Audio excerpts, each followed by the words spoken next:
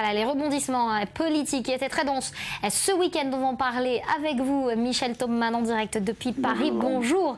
Coup de théâtre. Hier soir, à l'issue de la conférence nationale du Parti communiste français, le secrétaire national, Pierre Laurent, qui proposait que son parti soutienne la candidature de Jean-Luc Mélenchon à la présidentielle, a été désavoué. Les cadres communistes ont voté en faveur de la présentation d'un candidat spécifique de leur parti. Comment on interprète cette rébellion, Michel ?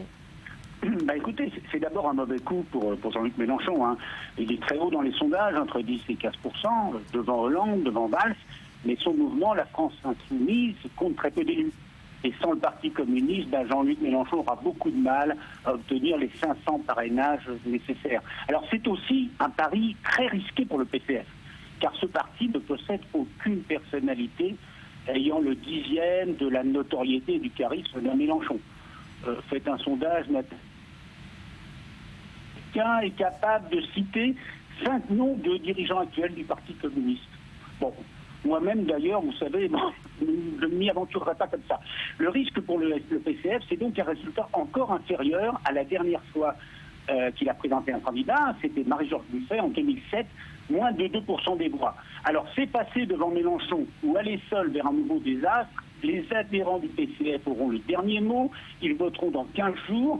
C'est un choix cornélien pour un parti qui fut jadis le premier parti de France et qui vit très mal d'être réduit aujourd'hui au rôle d'une force d'appoint. Merci Michel, vous restez avec nous puisque dans quelques instants on va parler d'Emmanuel Macron. Devant ses troupes, l'ancien ministre a livré une violente charge contre l'extrême droite, des troupes qui sont prêtes à partir au combat présidentiel, d'abord contre le FN, ensuite contre leurs détracteurs. Nous n'avons rien fait depuis le 21 avril 2002. Nous avons donné des leçons de morale au pays. Nous n'avons tiré aucune leçon pour nous-mêmes. C'est cela le défi qui est le nôtre aujourd'hui. Et moi, je ne peux pas accepter que dans mon pays, les symboles de notre histoire commune puissent diviser la société parce qu'on les a laissés en quelque sorte se faire prendre par le Front National. Je ne veux pas dans mon pays qu'une colère qui est parfois justifiée devienne le monopole d'un parti qui salit la République et qui est le Front National.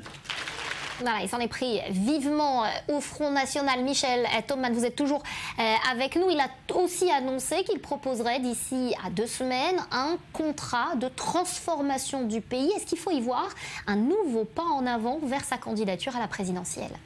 Alors évidemment, vous savez, ça fait plusieurs mois que Emmanuel Macron avance chaque jour, pas à pas, vers une candidature. Alors c'est assez normal puisque son mouvement s'appelle En Marche, mais c'est vrai que de l'extérieur, on trouve qu'il n'avance pas très vite. Les commentateurs le disent souvent, mais si on regarde sur le terrain, et je suis allé regarder, j'ai passé des coups de fil, ben on voit que son mouvement se construit un peu partout, dans les régions, avec des nouveaux venus en politique, beaucoup de jeunes, ce qui manque aux autres partis. Il a annoncé hier 92 000 adhérents, peut-être sont-ils un peu moins nombreux, mais ils sont plusieurs dizaines de milliers, et surtout, il a fini son discours pour la première fois par un trait présidentiel, vive la République, vive la France. Alors, reste à concrétiser aujourd'hui une candidature. C'est un problème de calendrier aussi. Emmanuel Macron a réaffirmé qu'il ne participerait pas à la primaire de la gauche, mais comme Manuel Valls, il attend de connaître lui aussi la décision de François Hollande. Merci beaucoup Michel Thoman, en direct donc depuis